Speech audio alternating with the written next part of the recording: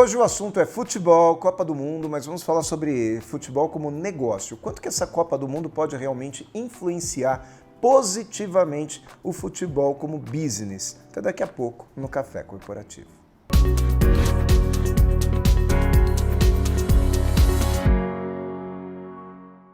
Café Corporativo, um oferecimento Cuidare. Cuidamos de pessoas especiais sem perder a essência humana. Polix Sistemas de Segurança. Fique tranquilo, conte com a Polix. Grupo Ethics, a primeira empresa do estado de São Paulo a conseguir o certificado de regularidade em segurança.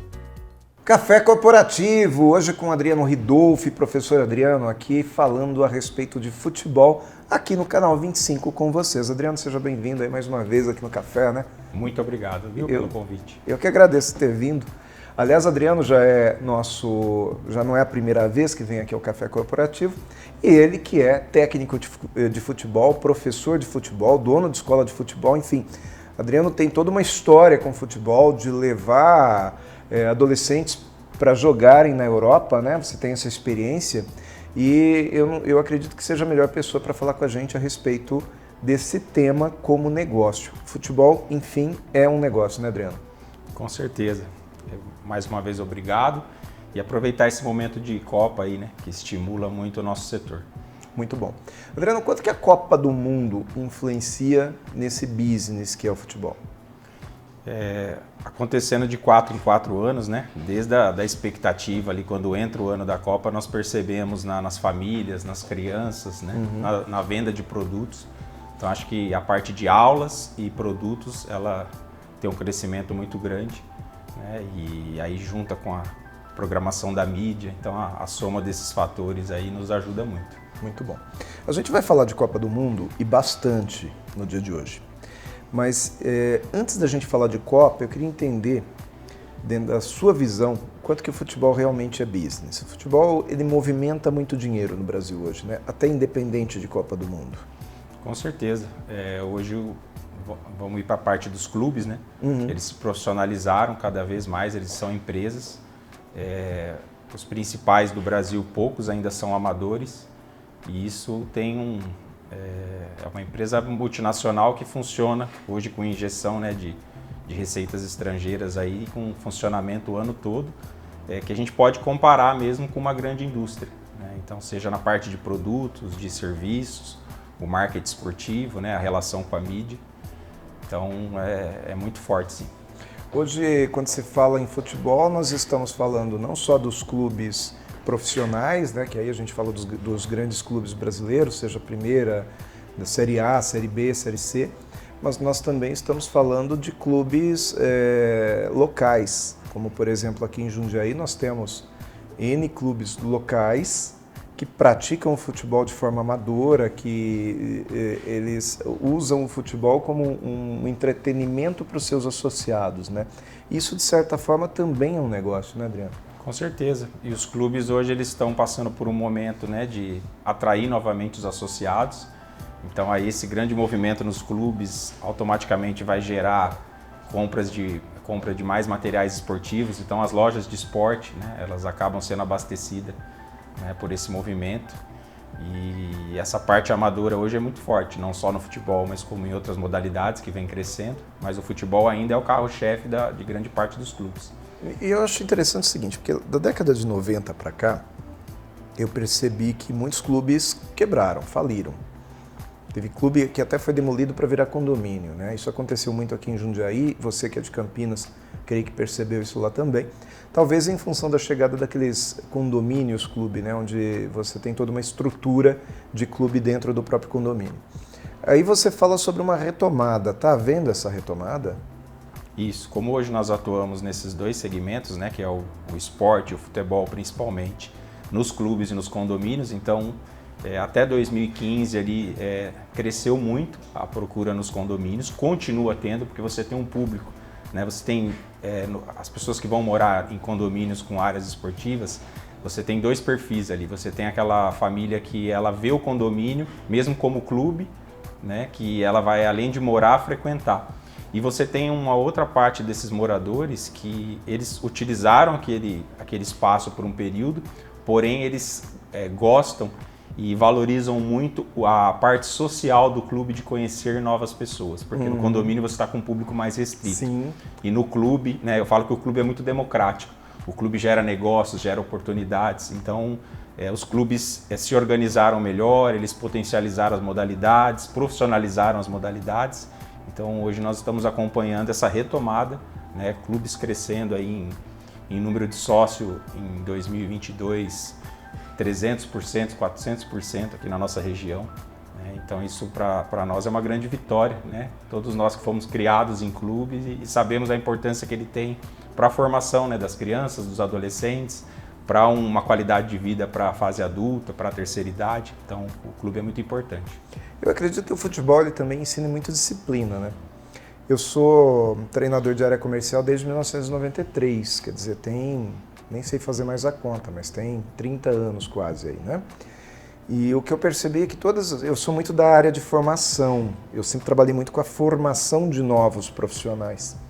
E o que eu sempre percebi é que todas as vezes que eu recebia um candidato à área comercial que vinha com uma história no esporte, ou seja, aquele garotão que foi atleta, aquela menina que foi atleta, quando ela chegava na área comercial, ela tinha muito mais disciplina, ela tinha muito mais desejo, era muito mais competitiva. Você acredita que o esporte traga realmente isso ou foi só uma coincidência que eu associei?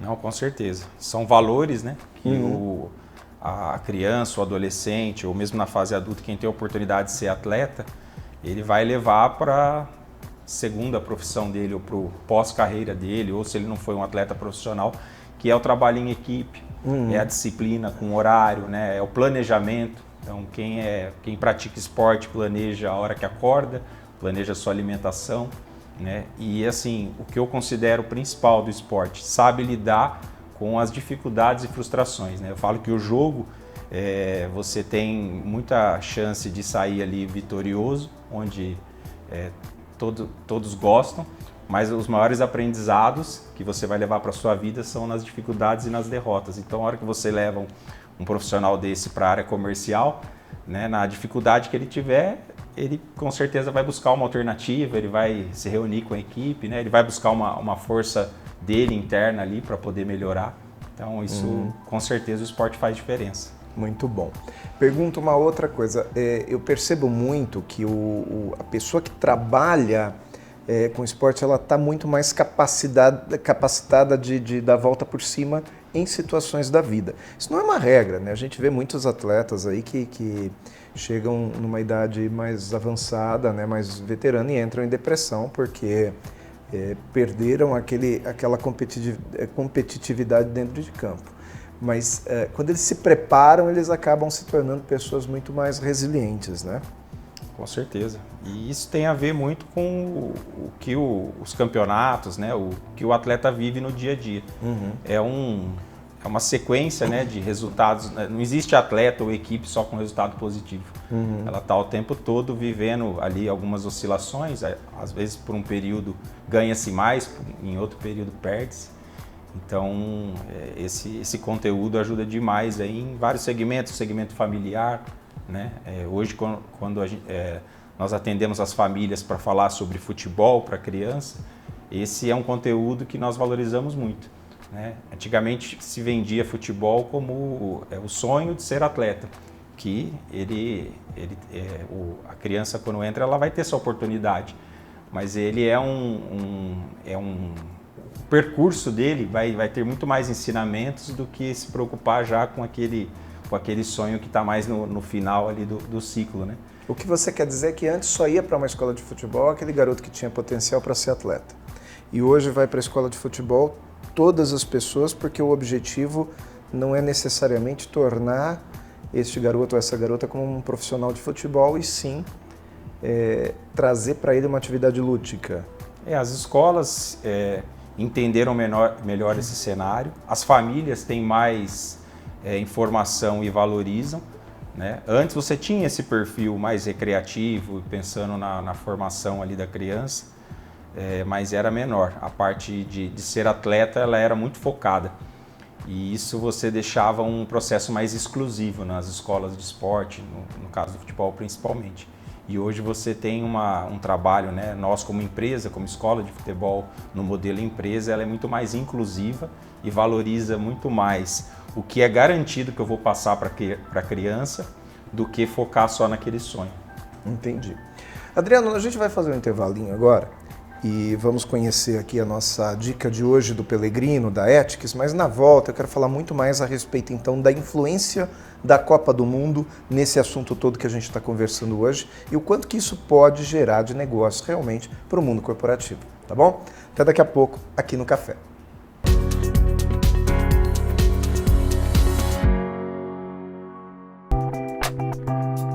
Saudações, pessoal!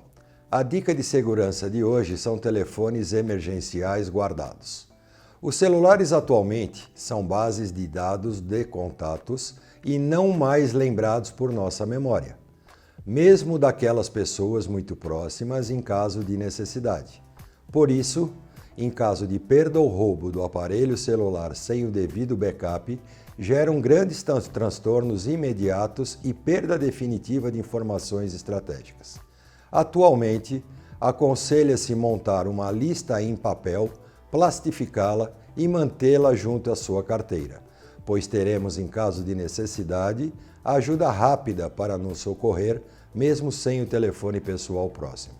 Várias serão as ligações e WhatsApps que não serão respondidas por você, gerando pânico para quem entra em contato e vice-versa. Eu sou Valdemar Pellegrino Júnior, CEO do Grupo Ethics e guie-se por nossa estrela. Grupo Ethics, há mais de 20 anos no mercado de vigilância patrimonial, facilities e limpeza. Certificada pelo Ministério da Justiça, sempre investindo em tecnologia e constante treinamento aos nossos colaboradores. Conseguimos a excelência em prestação de serviços para os mais diversos segmentos de clientes nas áreas de vigilância, facilities, limpeza. Grupo Ethics, guie-se por nossa estrela.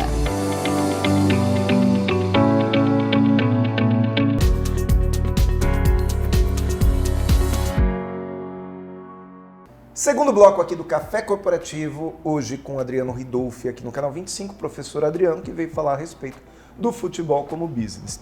Adriano, agora nós estamos fazendo esse programa, todo mundo sabe, é gravado, né? Nós não estamos ao vivo aqui, nós estamos gravados. Nós fizemos essa gravação durante a primeira fase, ainda antes do primeiro jogo do Brasil, um dia antes do primeiro jogo do Brasil. E agora nós estamos indo ao ar aqui com você, ou seja, o Brasil já jogou 2 jogos e eu não sei qual é o resultado. Isso que é o mais impressionante aqui, né? A gente não sabe qual vai ser o resultado desses 2 jogos. Mas a gente sabe que a Argentina estreou perdendo. O jogo mais fácil do grupo, começou ganhando de 1-0, fez 2 gols lá que foram considerados impedimento, e depois perdeu, e depois virou, né? A Arábia Saudita virou. Quer dizer, tudo pode acontecer numa Copa do Mundo. E o resultado de uma Copa do Mundo influencia no business dentro de um país? Com certeza. Comecei minha profissão ali no início de 2000, né? Uhum. E em 2002 nós pegamos o Penta. E foi um ano, assim, para o setor de clubes, escolas de futebol, fantástico. Né? Então, enquanto novas crianças começaram a fazer treinamento em futebol, os adolescentes, né, que naquela época não tinham tanto a concorrência da tecnologia, né, mas já jogavam muito videogame.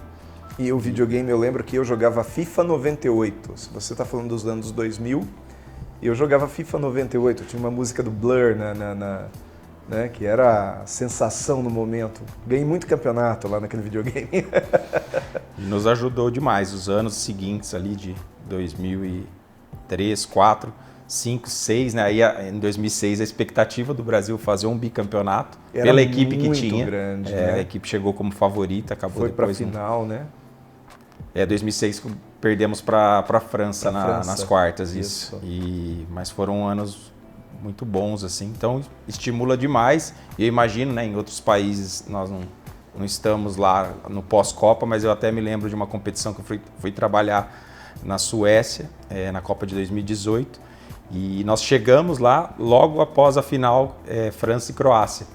E nós tínhamos muitas equipes francesas lá, muitas crianças lá. E o quanto que contagiou, né, também num país que tem uma cultura futebolística muito grande. Então, com certeza, o resultado da Copa aí pode ajudar demais. É interessante que França foi a terceira Copa do Mundo foi na França, né, 1938.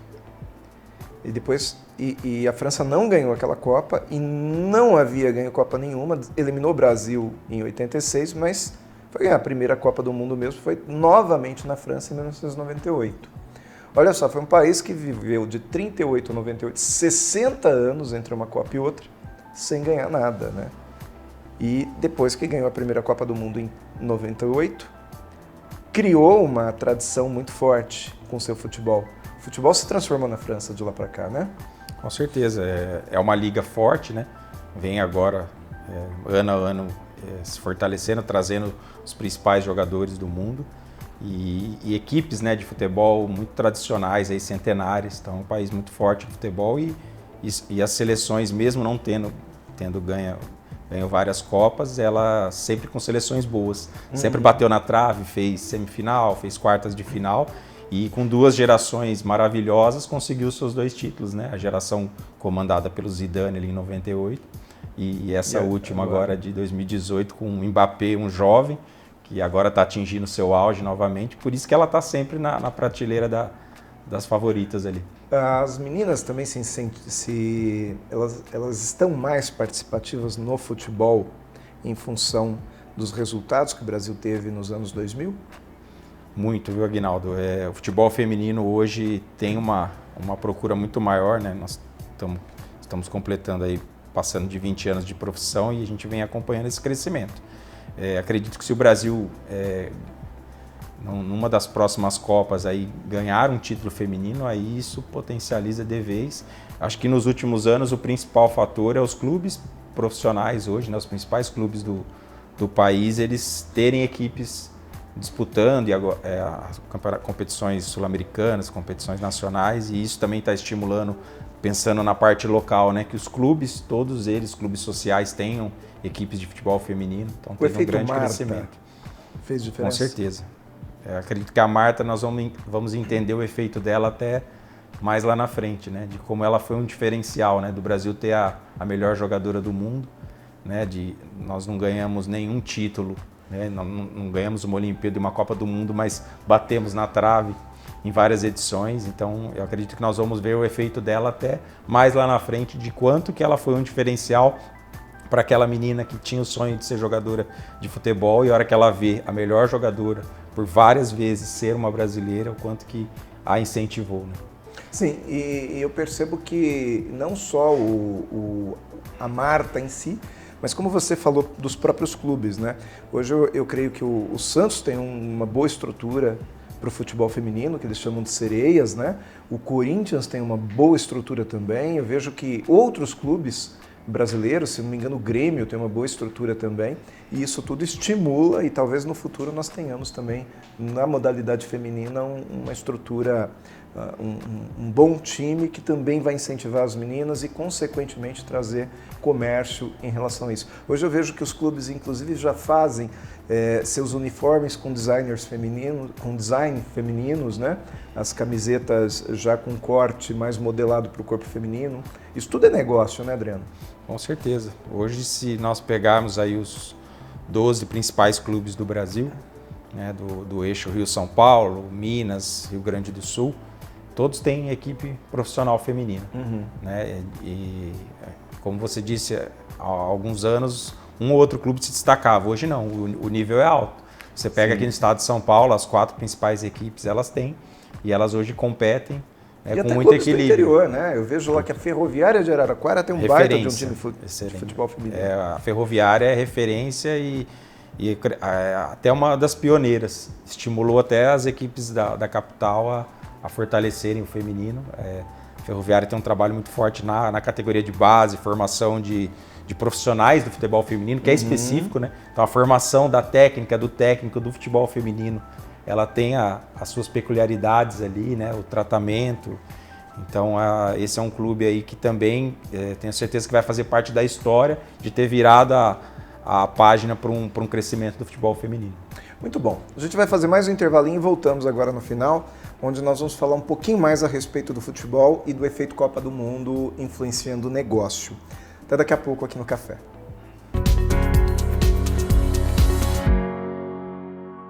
Olá pessoal que assiste Café Corporativo, tudo bem com vocês? Espero que sim. Quero falar sobre os cuidados com a pele do público geriátrico. Banhos muito quentes, falta de hidratação, falta de protetor solar, falta de uso de pomadas de prevenção de assaduras, roupas muito apertadas, não enxugar direito pós-banho são um grande problema para a pele do idoso, né? A pele do idoso todo mundo sabe que é muito frágil, então é necessário todos esses cuidados, né? Banhos não muito quentes, hidratação corporal, uso de pomadas de assadura se necessário, óleos hidratantes, roupas não muito apertadas, roupas de acordo com o clima é necessário que tenha esse cuidado e alimentação adequada, né? A pele é o maior órgão que nós temos. Espero ter ajudado de alguma maneira e até logo. Tchau, tchau. Mais cafeína aqui no nosso Café Corporativo de hoje com o professor Adriano Ridolfi. Falando agora aqui no intervalo para mim, ele falava a respeito do equilíbrio que as equipes de futebol têm hoje no cenário mundial, né, em termos de seleções. A gente vê que tem um equilíbrio, mas não tem muito, né, Adriano? Porque a Inglaterra começou já com uma baita de uma goleada em cima de uma outra equipe com menor expressão. Mas, por outro lado, a gente vê também algumas outras equipes que eram inexpressivas até esses dias atrás, fazendo bons jogos e até se classificando para uma segunda fase, né? Cada vez mais a gente vai ter esse equilíbrio? Com certeza, né? Você pega até o exemplo desses primeiros jogos que nós estamos acompanhando, os reis dos bolões aí estão se complicando, né? Porque até usar o jogo da Inglaterra, né? O Irã era considerado uma equipe com um grande potencial nessa Copa. Pode ainda se reverter, né? Nos jogos seguintes, mas não estreou bem e foi um resultado inesperado. Ao mesmo tempo, a Arábia Saudita, historicamente, sempre sofreu nas Copas e conseguiu um resultado histórico com a Argentina, né? Hoje, os atletas estando de vários países participando das principais competições, das principais ligas, né? Esse intercâmbio dos técnicos, né? Aí você pega uma Copa igual essa, que num período diferente, numa região do planeta diferente, onde algumas seleções conseguiram se preparar melhor, né? Até utilizar o exemplo da Arábia Saudita ontem, 70%, 80% do time titular joga na mesma equipe do país. Imagine o quanto que isso fez diferença ontem, em termos de estratégia, de entrosamento. Com uma Argentina cansada no segundo tempo, abalada psicologicamente com 2 gols anulados, né, que foram bem anulados, mas que, enfim, até pouco tempo atrás não havia esse recurso eletrônico, ou seja, até gol de mão valia, né? Então, eu acho que tudo isso faz diferença também, né? Com certeza. E nós fazemos as apostas antes, mas o jogo ele acaba sendo decidido em pequenos detalhes, né? Então, uma bola, a Argentina saiu ganhando, se ela faz um segundo gol, é um outro cenário de jogo, né? E aí toma a virada, a questão emocional, com certeza, ali foi muito importante para a Arábia conseguir se fortalecer e a Argentina entrar num desespero, mudar muitas vezes o plano que ela tinha para aquela partida, né? Então, se nós pegarmos, toda a Copa tem zebra, né? Mas os resultados, né? Na primeira fase, o número de empates daquela seleção que não é tão valorizada, conseguir roubar um ponto de uma das favoritas, isso aí vai acontecer cada vez mais. Tem zebra em um jogo ou em uma classificação de primeira fase, né? Você vê talvez aí uma seleção menos expressiva se classificando para a segunda fase e uma favorita caindo na primeira fase. Mas não existe uma zebra para ganhar o campeonato, né? Tanto que hoje a gente tem 8 seleções apenas que ganharam campeonatos em relação a 32 que participam de uma Copa ou a cerca de 120, 130 seleções que já participaram. Quer dizer, não há tanta zebra assim. Você consegue zebra em um jogo, né? Mas não numa sequência deles, né, Adriano? Na reta final, as seleções tradicionais aí tem um peso muito grande, né? Muito bom. Tanto pelo número de atletas de alto nível que ela tem, né? As ligas que elas têm. As seleções mais vencedoras de Copa, elas têm as principais ligas do mundo. Às vezes nós desvalorizamos a nossa liga e o nosso campeonato e potencializamos só os nossos atletas individualmente, mas o Campeonato Brasileiro é muito forte. É aqui que forma, né? Exatamente. É aqui que ele se forma e vai embora para fora. Exatamente. Muito bom. Café Corporativo vai ficando por aqui. Adriano, muito obrigado por ter vindo ao café agradeço. mais uma vez. E nós voltamos na próxima semana falando a respeito de assuntos corporativos, porque afinal, nosso Café Corporativo é essa universidade em sua tela.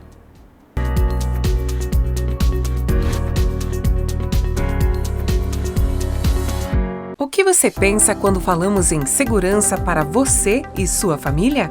A Polix Sistemas de Segurança oferece toda a gama de equipamentos de segurança e alta tecnologia como reconhecimento facial de acesso, fechaduras por biometria, monitoramento 24 horas, acompanhamento à distância por celular e tudo o que há de mais moderno em segurança eletrônica patrimonial.